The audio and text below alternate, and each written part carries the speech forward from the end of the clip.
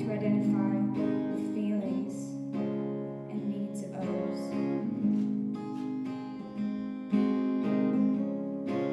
I'm arrogant and haughty in my behaviors.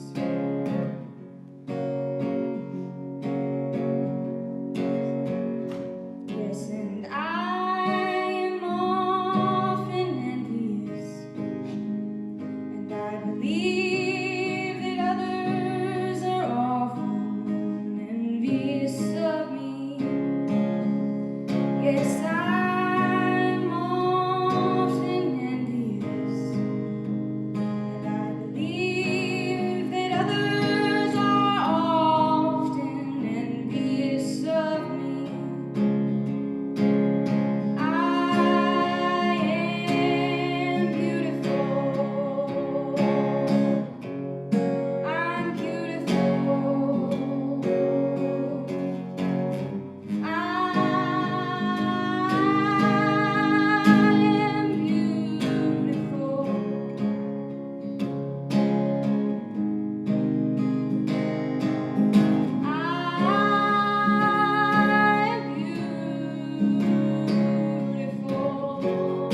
I'm beautiful.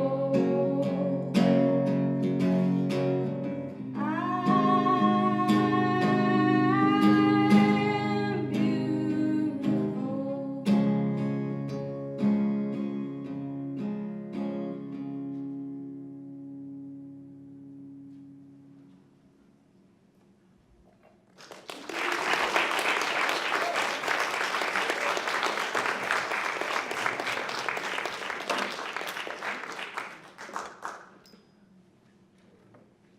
Thank you to Emily Franklin Clark for that great rendition of I Am Beautiful, which we will be coming back to later in our talk.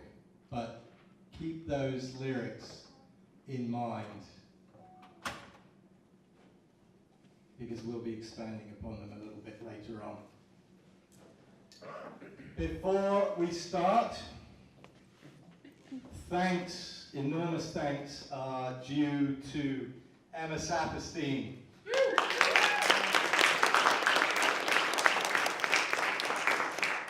Who is the curator of the Miossi Gallery here at Cuesta, who invited us to come and make this show. And we've known Emma for more than 4 years. She has become a very trusted and wonderful colleague and supporter of our work. And we really appreciate the fact that you brought us back here now 3 times. Carry on, Mr. Wilson.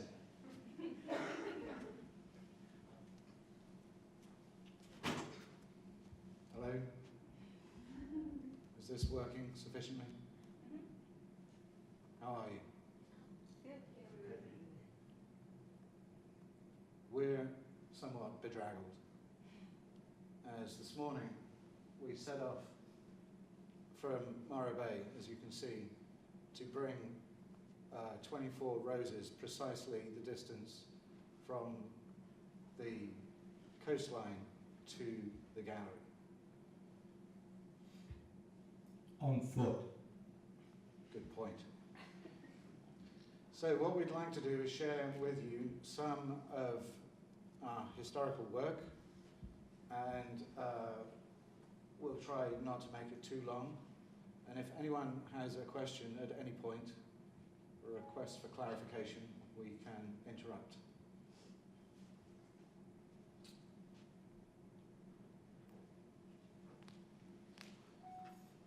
So, in Chicago, we found ourselves one day doing the kind of passive research that we're well known for by wandering around in a costume store. And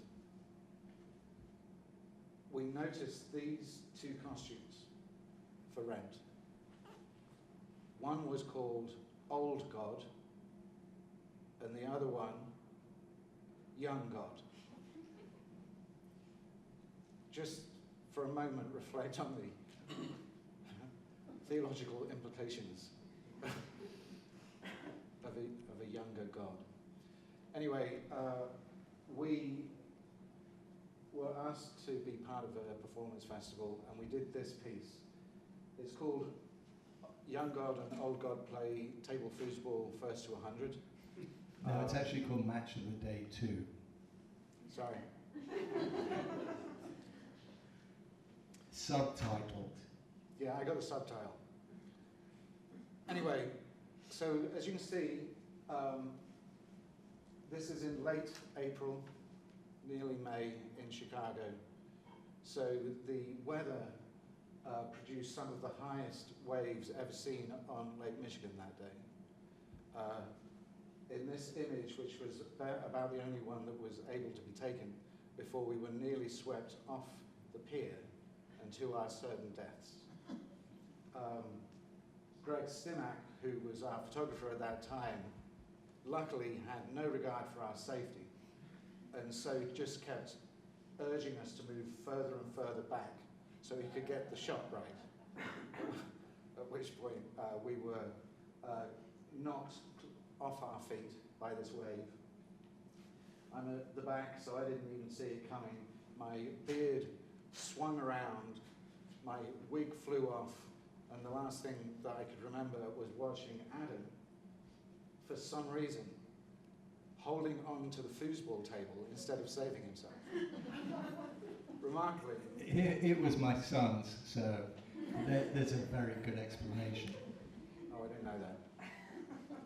Anyway, not only did he save the table, as he flew past me horizontally, dressed as Old God, but also caught the ball with his other hand. While I was busy being impressed, I was nearly drowned. There's an interesting aside to this piece. It is an absolutely straight photograph that Greg Stimac took, but Stanford University, for reasons that we still are not quite sure about, used this image in an online Photoshop class to show what is possible with Photoshop. Without consulting us, we were doing a search for past images a few years ago, and this came up, and they said, yes, master the skills of Photoshop and you too can make wonderful images like this.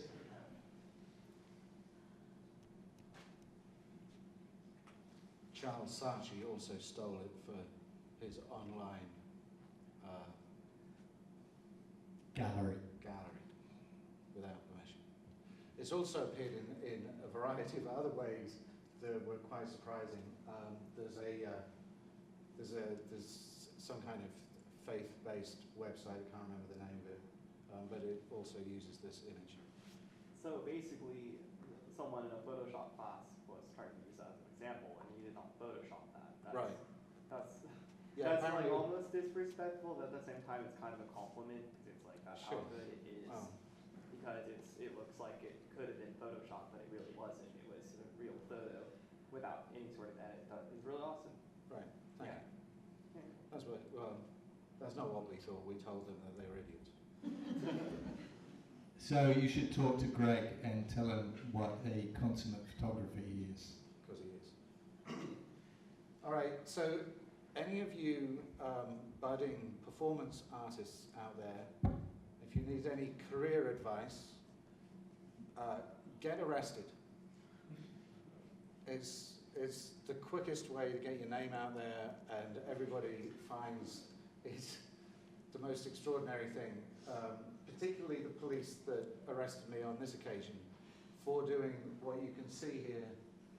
I'm drawing a line with a Crayola down State Street. Now, I've done a lot of really stupid things in my life where I was convinced I was going to get arrested. This wasn't the one that I anticipated. That's not the arresting officer, I think that's a traffic warden. Anyway, I was suddenly aware that there were 4 or 5 squad cars with lights flashing all around me. And we had done this at the end of one of my drawing classes, so my entire drawing class had come out to witness this. I told them it would be very, very boring, but they did it anyway to get out of drawing class. So they witnessed their professor get arrested. And as a consequence, I was very popular that semester. There's a very long story behind this because I eventually go to the station and I get interviewed for a couple of hours, which descends into a lecture about the history of performance art to about 8 police officers. But my particular memory of it and my further understanding of who I work with, because just as they were arresting me, and they seemed very angry, you know, for some reason, they turned to Adam and said, "Are you anything to do with this?" To which he replied, and I quote, "I'm just taking photographs." Which, to be fair, I was, because someone needed to document this. So yes, the use of the word "just" in that sentence. It also should be pointed out that if you're part of a collaborative team and one of you gets arrested, the other needs to be still at liberty in order to potentially stump up the bail money. It should further be pointed out that this was the first instance of many in which I have rescued my working partner from the clutches of not only the law, but virtually every other institutional and personal structure you can imagine. Okay, got me back there.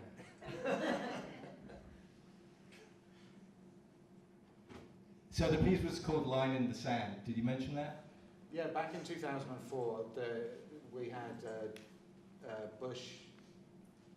George W. Bush, you know, the whole thing setting off in Iraq.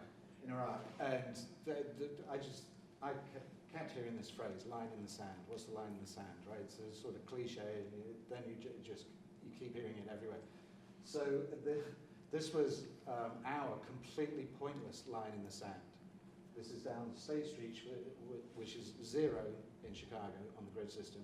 So it divides East and West America for 1 block. Utterly pointless. For which I got arrested. One interesting thing that you may not quite be able to see from this image is that in the upper right you can see the line, and at the end of the line, at the top of that photograph, you can just about see someone wearing a yellow jacket.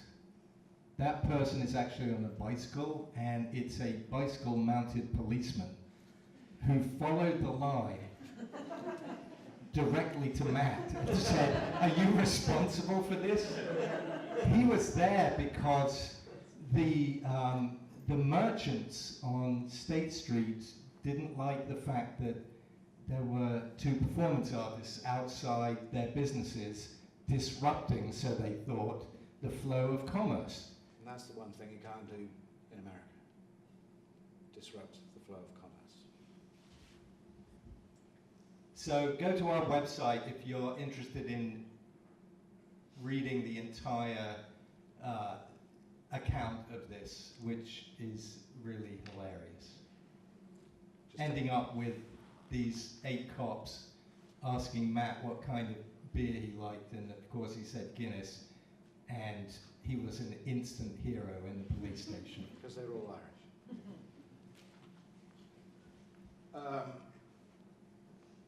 So there's a slight change of tone in this piece. These are 3 works where we've created our own paper out of 3 works of literature. So they're about 18 inches wide, I think, and then the 22 inches wide, about 14 inches high. and then the hand-drawn bills are in pencil. The top one, the $1 bill, is the Bible. The $10 bill is the 9/11 Commission report, and the 100 is the rise and fall of the Roman Empire. And the piece invites a reflection on the possible through line between those three works. Yes. Did you buy those from a publisher, or did you print those off of the computer? We made them, We bought the books. No, you said they were made for books, right? made from books. Yeah, so So we each bought the one books. is the paper of one entire book. So they're the publisher that published the 9/11 report? No, we just bought a copy of the 9/11 Commission report. That's fine. And threw it into a vat, and it got pulped. Well, I actually did it in the kitchen. Did you use the covers too?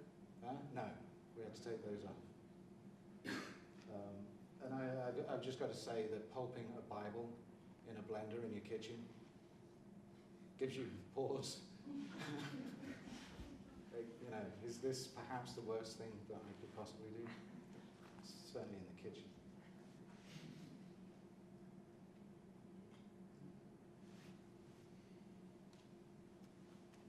So this is one of a number of connected works, all called Epilation, which means to remove hair. And my mother, after she died, had a number of quite amazing 60s clothes, including this fur coat, that my father decided should be left potentially to my wife, who is sitting here, who rarely comes to these talks.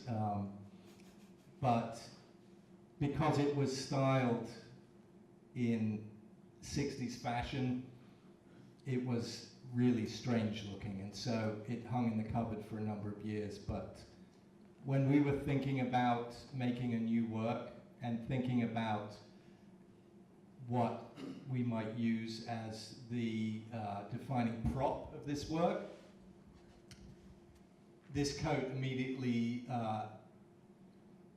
came to mind. And so each time we made this work, and the first time we made it was for a benefit for the Hyde Park Art Center in Chicago, which any institutional benefit is always going to be full of people who have lots of money, and if it's wintertime, they will undoubtedly, some of them, be wearing their fur coats.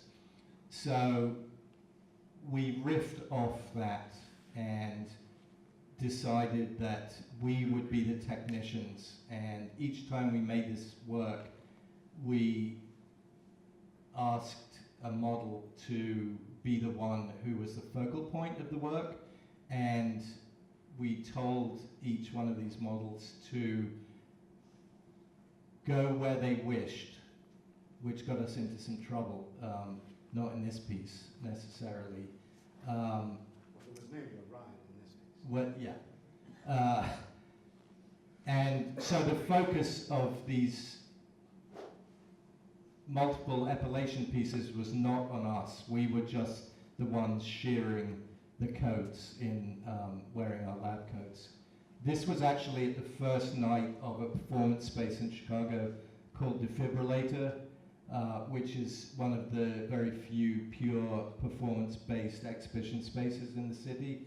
And Joseph Ravens, who founded and runs this space, invited us to come in with a number of other performance artists, including this Estonian performance troupe who you see us surrounded by, who take the anarchic approach to performance. So they had flamethrowers, it was snowing outside, they brought in big chunks of icy snow. At one point, one of them came over to Matt with a plunger and stuck it on the back of his head.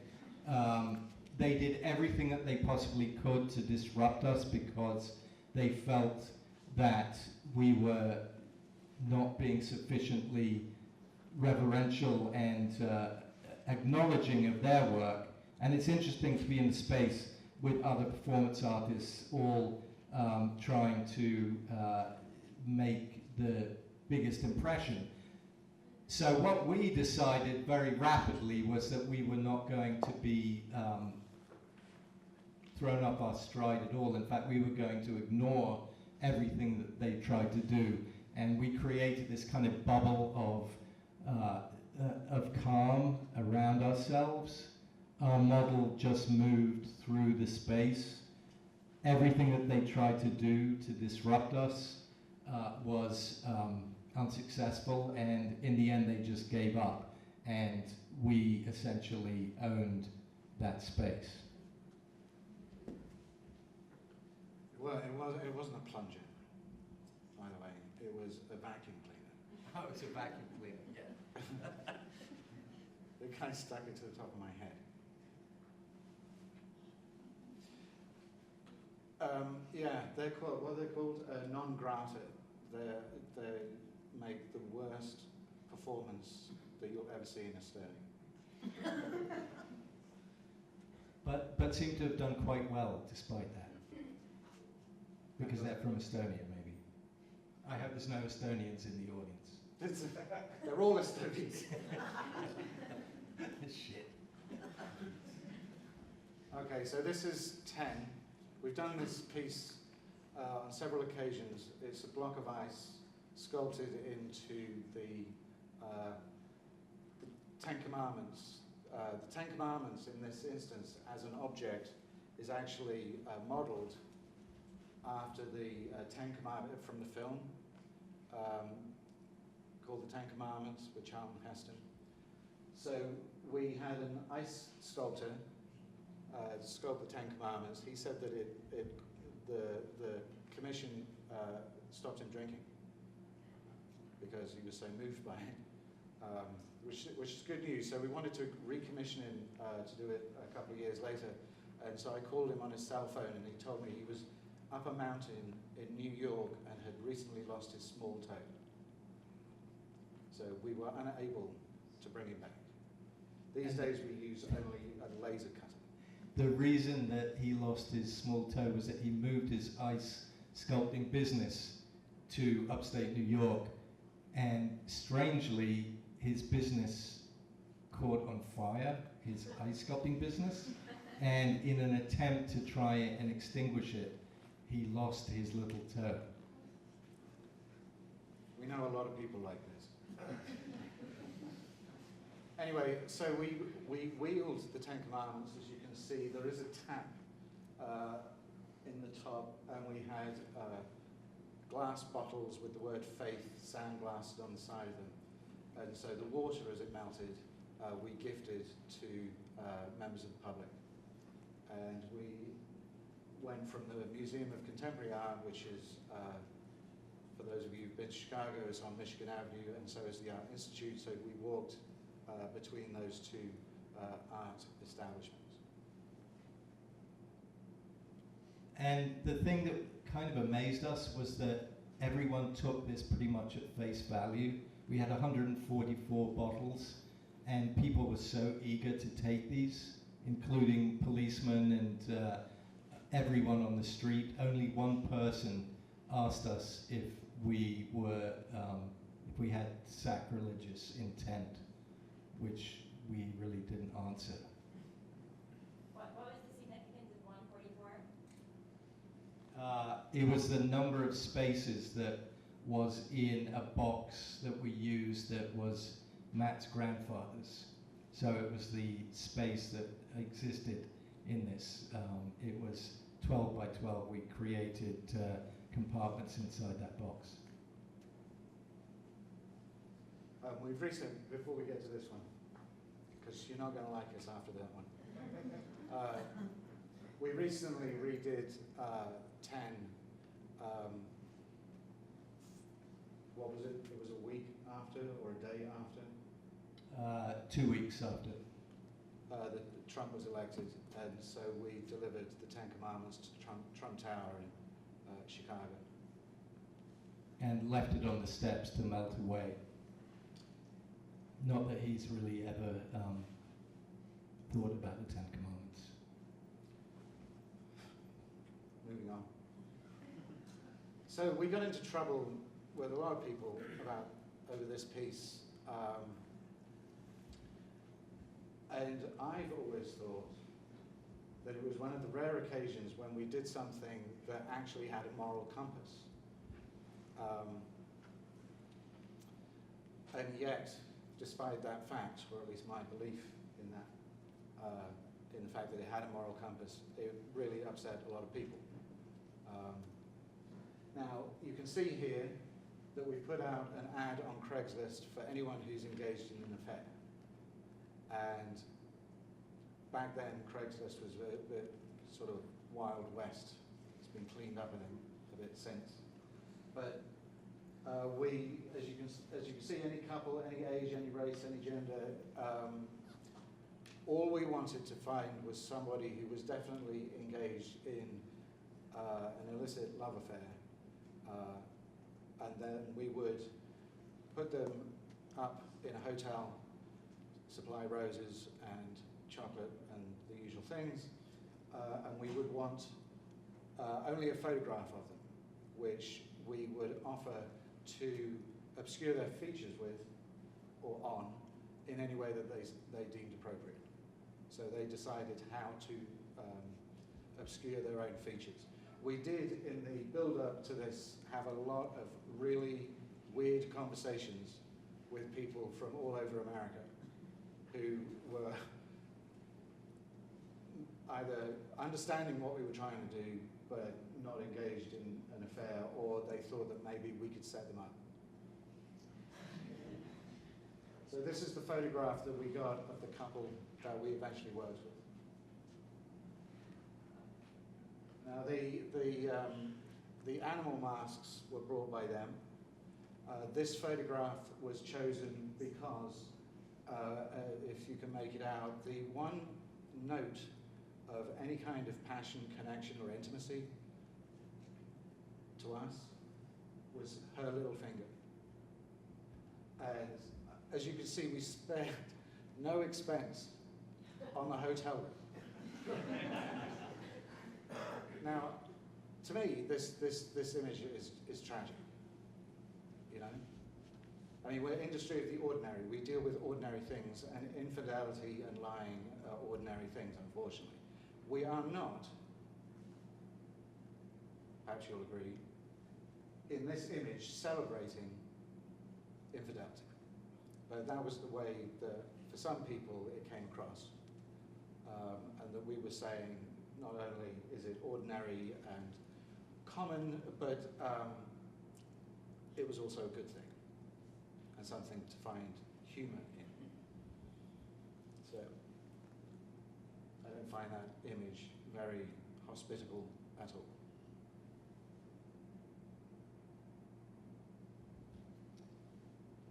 So one of the things that first connected the two of us was our love of football, the real football, not throw ball, as football is actually should be called in this country, but football, soccer. And you're losing the audience. Say that again? Just try and keep them on our side. Yeah. So the Museum of Contemporary Art in Chicago asked us to do a piece on the forecourt of the museum, which for those of you that know the museum has these series of steps and then a big granite open expanse. And so we were interested in thinking about, talking about the origins of football, which according to one account, the Aztecs invented, and they used the heads of their enemies that they had cut off during battle and kicked these heads around. So we decided that we would take that account and make our own heads cast in industrial rubber, and they would simultaneously be used as footballs in a game for anyone that wanted to play. So I'm still not quite sure if that's my head or Matt's head. That's my head. Are you sure? Yeah. All right, it's Matt's head being booted around. I know it's my head because that kid is a former student of mine. And he took supreme pleasure in kicking my head around. That kid actually is Jesus, who was the original instigator of the Jesus project. So the coda to this piece was, it was raining, as you can see, but there are a lot of people who were very enthusiastic about getting involved in this. These heads were really heavy and they bounced really high. One participant actually suffered a mild concussion when it whacked her in the head. But it was mayhem on the forecourt here, and in the middle of this ad hoc football match, the Chicago Police Department pulled up, and the curator who had invited us went over and talked to them, and then they went away after she'd explained what was going on. But she told us afterwards that there had been a report phoned in to the Chicago Police Department that there was a battery in progress in front of the Museum of Contemporary Art. So It's the only time the police have ever been called to the MCA. So it's another badge that we wear with honor. So this is a project which is kind of complex, and we'll give you only a brief description of it. But we were commissioned by the Nebraska State Historical Society. Yeah. And so we spent 3 months traveling around Nebraska, studying and learning as much as it's possible to learn in 3 months about the state, interviewing people, and trying to create this mural that wraps around this rotunda here, using images, color, and other information that we gleaned from that 3-month experience. And I'd never been to Nebraska when we got this commission, and I thought, well, Nebraska doesn't seem that very interesting to me, because I'd only driven across that, what is it, I-80, right? It's just flat. But it was an extraordinary experience. Nebraska is, as you might expect, much more varied than someone like me would be led to expect, perhaps. And what else do we want to say about this one? So just from a structural, formal standpoint, this used to be the headquarters of the Nebraska State Historical Society, and so those are all curved glass panels that house behind them a diorama of the history of Nebraska. They moved their headquarters probably 15 years before we were commissioned further down towards the state capitol, but because this was a historically significant building, they needed to use this space. And they were renovating it, so this became a Percent for Art commission. But the brief was that we use these glass panels in some way. So essentially, we divided each one, or we took each one of the 12 panels and assigned it a subject or a category that we divined from all of the research that we did. So we looked at the history, we looked at the topography, we looked at what significant events had taken place, what people had lived in Nebraska. So, for example, you can see that, and then on this inner curve is engraved each one of those categories. Most people don't know that Malcolm X was born in Nebraska, and so we made one panel that featured a quote by him. This detail is the category order. A lot of people didn't know that the Enola Gay was built in Nebraska. So we used the insignia that was on the side of the Enola Gay as it flew across the Pacific to drop the first nuclear bomb on Japan, and juxtapose that with a symbol that we found in the middle of the state, which is a Native American symbol for the universe or the infinite. So what we were really trying to do was to draw all of the disparate and diverse sources that we found through these multiple conversations that we had and create something that was structured and talked about the multiple layers of this state's history, which, as Matt said, are always going to be more interesting than one might imagine.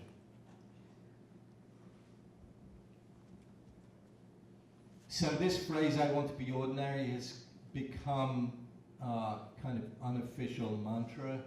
So we started using it a few years ago, printing it on brown paper bags, which of course are about the most ordinary packaging and carrying form that you can imagine.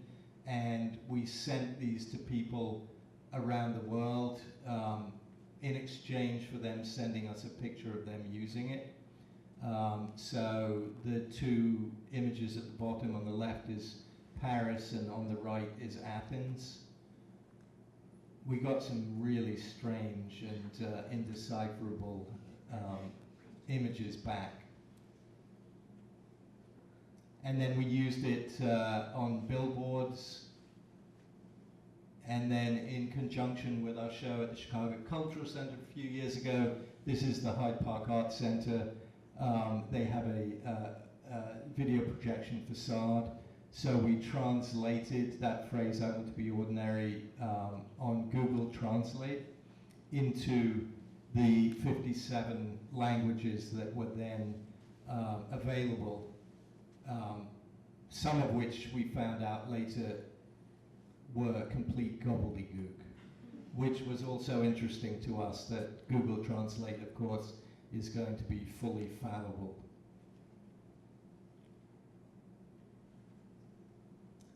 And then in conjunction with that, we created these banners for the facade of the Chicago Cultural Center. It took us about 8 months to convince the city and the bureaucracy that, because no one had ever hung anything on the front of the Cultural Center before. It's a landmark building.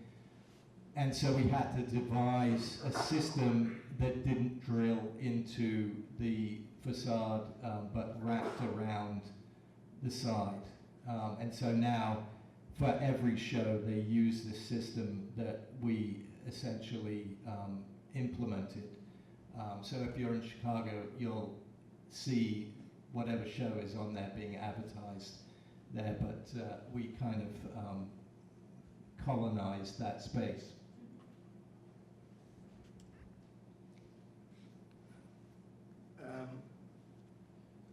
The song that Emily was playing for you at the beginning of the talk comes from this piece, which is called the Narcissism Chamber, and it's a live video feed or a video mirror. So as you sit inside this little area, you watch yourself listening to that song.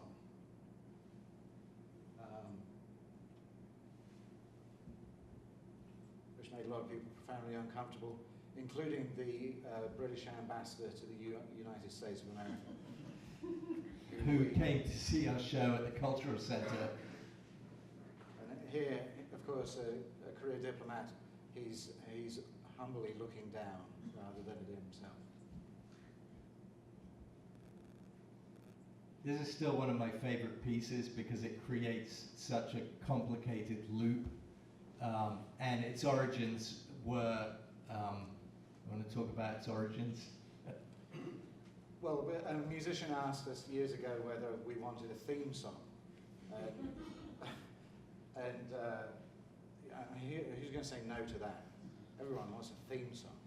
So we said, yeah, and then she went away and came back with this sort of wispy, atmospheric, you know. We just looked at each other and had no idea what that was. So, relatively diplomatically, I think, we were like, Yeah. we can't use it. But, and so she's got a bit frustrated with that, and understandably, and she said, well, maybe you could supply some lyrics. And I just happened to have been reading the clinical definition of narcissism.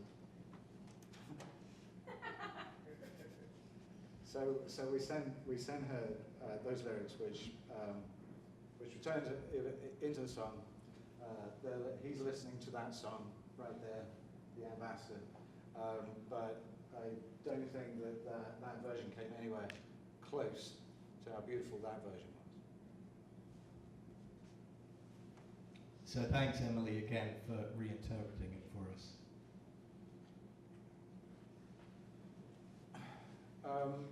So what we wanted to do was make a butter sculpture of Obama. And As one does. as one does, right? Who has not considered that a possibility? For a long time, it was well, we got the idea when he was first elected, and we managed to do it 4 years later on the eve of his re-election. So that worked out quite well. Partly the reason was it was a very expensive piece because we had to hire a butter sculptor, and they're not thick on the ground in the Midwest. So we hired the guy, where Ohio State Fair? Yes. The Ohio State Fair butter sculptor, who's apparently the best. And we had to fly him in from Cincinnati, and then we put him up in this meat packing district. So he was in this sort of temperature-controlled environment, surrounded by, the bodies of animals for 3 days, sculpting Obama. And we had a violinist who played patriotic tunes. I should say that the butter sculptor was very concerned because he said that he voted for Obama and he quite liked Obama, so he thought that this was a very negative, or potentially a negative piece. Were we making fun of Obama? And I said, absolutely not. It's neither pro nor anti-Obama. It is just about this historical moment in American history, right? So we didn't show our hand in this. But there were also other people who thought that we were basically giving free advertising to Obama in the lead up to the election. So at about 6 o'clock in the morning, I was getting phone calls from these talk shows where they just talk to each other about politics, and then I don't listen to this kind of stuff, but they were calling me. I don't know why they were calling me. You were driving. But I'm brushing my teeth, and this guy's like, where'd you get the money from? That was the angle that they were trying to get me on, right? Is this public funding? And if it's public funding, then it should be illegal. So we pushed him for about, 3 miles, 2 miles, pushed him, pulled him. We had to build this whole apparatus to keep him cool. And, hang on. So every time we got past a bar, we would go into the bar and plug the president in, and he would cool down a little bit, and then we'd warm up the violinist, and then continue on our way. One interesting detail which we were unaware of at the time is that butter sculptors tend to work with unsalted butter, and salt is, of course, the preservative. So by definition, if you're making a butter sculpture, it's not going to preserve. So after about a month of having placed this in the midst of our show at the Cultural Centre, we noticed that there were these blooms starting to appear on the surface of the president. And after several more months, it became so pronounced. We actually had this object in our studio for like 2 years. And then, I don't know, we were doing a video conference with someone, weren't we? Yeah. Was it probably one of you? Yeah, it's probably Cynthia.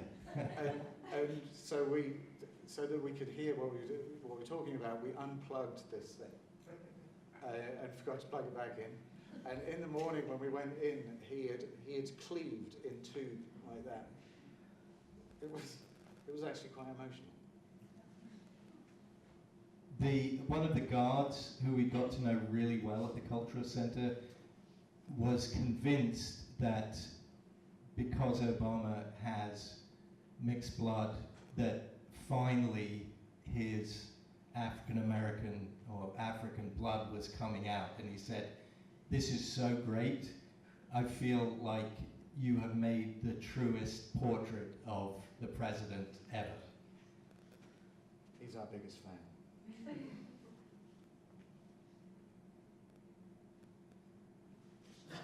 You want to talk about this?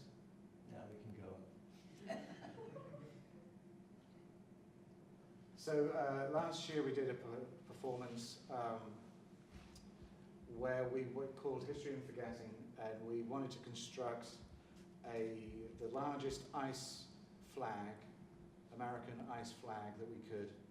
So this thing was about 30 feet by about 20 feet, made of ice, and installed on a factory floor so that it would melt away, and in its melting carry away the DNA of the many thousands of workers that had preceded it into that space.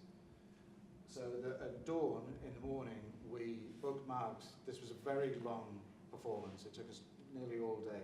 Walking from Morro Bay was a breeze compared to what we went through to do this. But anyway, at dawn, we had this guy fly. We are not responsible across Chicago for an hour. And then we did the performance, and then in the evening, we got the guy flew. We are not responsible across Chicago. No, we are responsible. We are, we're not. We are not in the morning, we are responsible. So this is at dusk. There you go.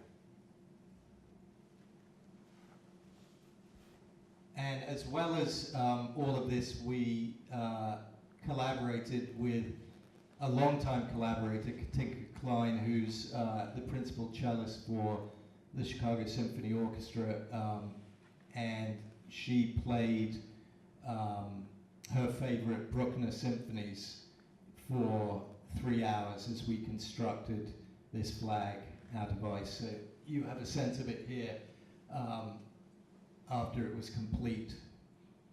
And obviously it melted away overnight. And we recorded on video that melting process with a 3D video camera, so in just a couple of minutes you can see the entire flag disappear. The other aspect of this project, because it was actually part of the Year of Public Art for the City of Chicago, was that we interviewed a number of people who had grown up and lived in this neighborhood on the west side of Chicago. And so as Katinka was playing, as we were constructing this flag, there was a video scroll going through the whole space that made visible the words of all of these individuals that we'd interviewed about the life and history of the 37th Ward in Chicago. And so if you go to our website, you can actually hear all of those interviews. It's about half an hour long.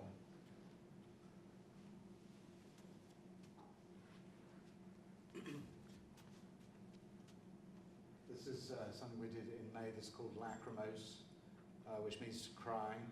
And we created a star map, 100 stars placed on the grid of Daly Plaza, which is right in the middle of the loop. And on a surprisingly hot day, given the time of year, it was May 1st, we waited with the ice to melt, or to put it another way, cry. The piece was also accompanied by Katinka, who improvised on the spot a work that was based upon Mozart's Requiem, but highly individualized to her own interests. And you can see she's sitting at the foot of the Picasso sculpture, which you see partially there, and fully here. So this is after the melting has gone on for some time. Katinka has left, and we're actually, the piece changed tremendously over the course of the couple of hours that it took to make it, because what we weren't reckoning on was the fact that many people either unintentionally or in some cases intentionally started booting these stars across Daly Plaza. And so for the last 45 minutes of the piece, we essentially spent repositioning these. One guy, obviously with premeditated malice, booted one of these stars all the way across into the fountain at the other side of the plaza, which Matt went over and retrieved and replaced in its position. yeah, I was wading around in this fountain looking for a piece of ice in water. Quite the most ridiculous spectacle. That may be it. It is. Thank you. Can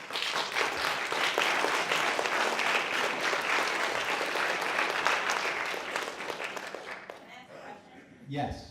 Can you share a little bit about the Jesus piece and the t-shirts and the billboard and the history of that piece?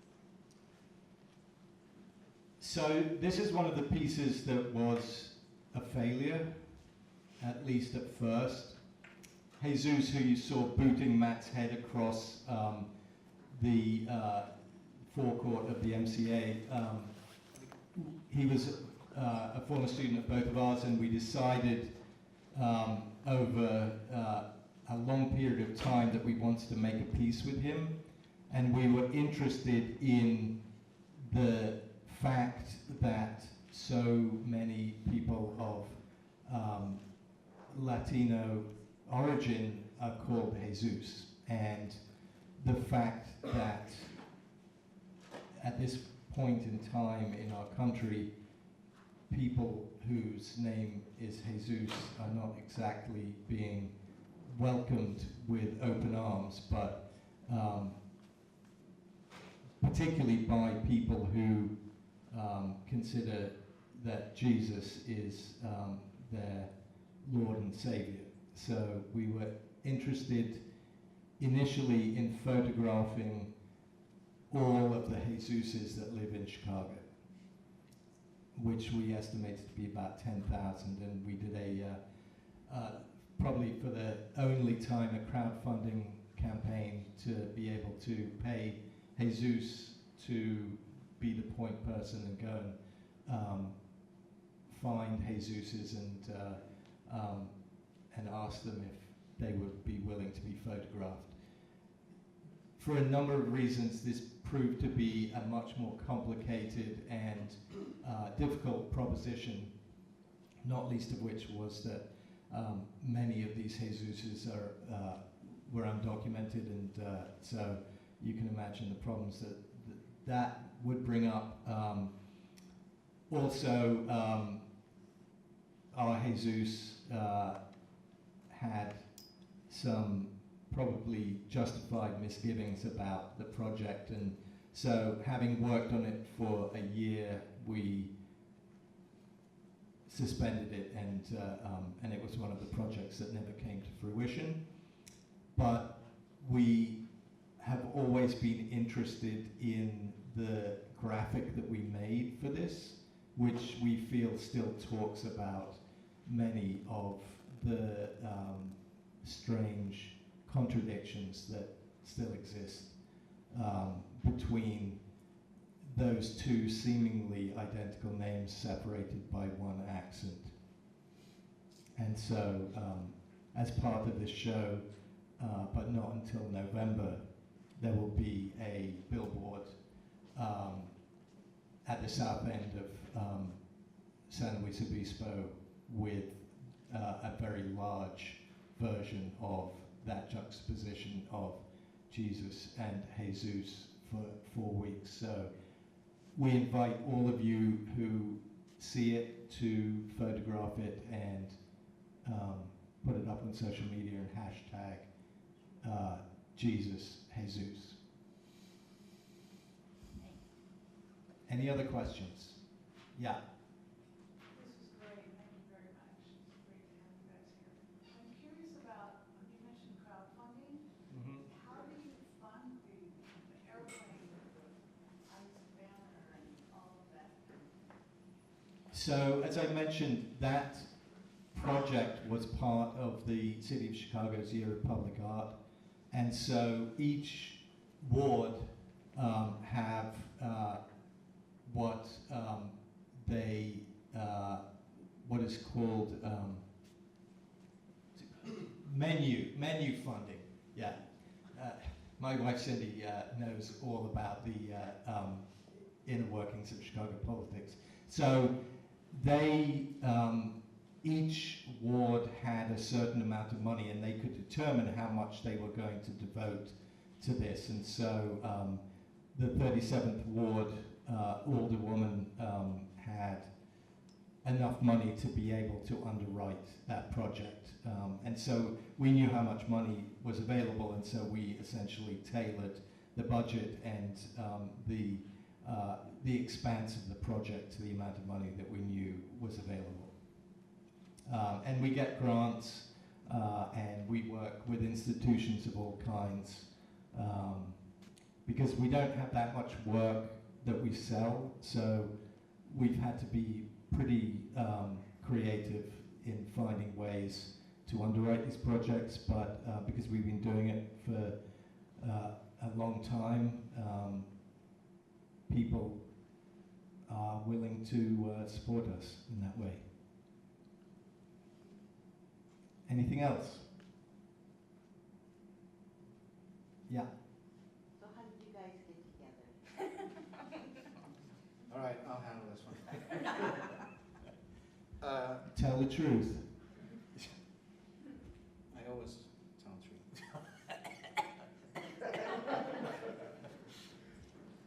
So, when I first arrived in Chicago, just because I'm English, I guess, somebody said to me, "Oh, you should meet," and I'd heard Adam Brooks, you should know Adam Brooks, you know, right? So we had a mutual friend, and it was his show, and I went to this show, and this was the first time I'd ever seen him. So I walked up to him, and I was a graduate student, and I said, I'd really, you know, I'd really like to talk to you about my work. And he turned around to me, and he looked at me, and then down to my feet, and then back up, and I was traumatized. I have no memory of He has this. no memory of this, right? None of the bad stuff. So I'm like, well, I'm not talking to that guy. And a couple of years later, we were at a party, and the beer ran out. And it was actually the same guy that introduced us all those years before, or his show. And so he had a whip round. Everybody threw in $10 and said, can somebody go to the liquor store? So I volunteered, and he volunteered, and we took all of the money and went round the corner to a bar. And we were in there for about 6 hours. So around midnight, we went back to Max's house, and all his guests had left because there was no beer. And He was furious. And it didn't help that I thought it was so funny. But eventually, none of that caused us to work together. We started working together. I had been involved in a collaborative similar project with somebody else that lasted 10 years. That ended, and so I called Adam, who was by that point teaching at Columbia College, where I was at the time as well, and so that's how it started. Well, in the interest of time, I'm sure. Oh, Emma, yes, you need to make an announcement. If you have other questions, I encourage you to go back to the gallery, and they're really tired, so let them sit down, but when they're sitting, you can ask them all your questions. I want to say that this afternoon, after a long time of waiting, this year's brochures are here, so please take a stack with you. It has all the events we have coming up this year. The next one actually during this show, is a performance night on the 25th. That's going to be really great, so please come to that. All the details are in here.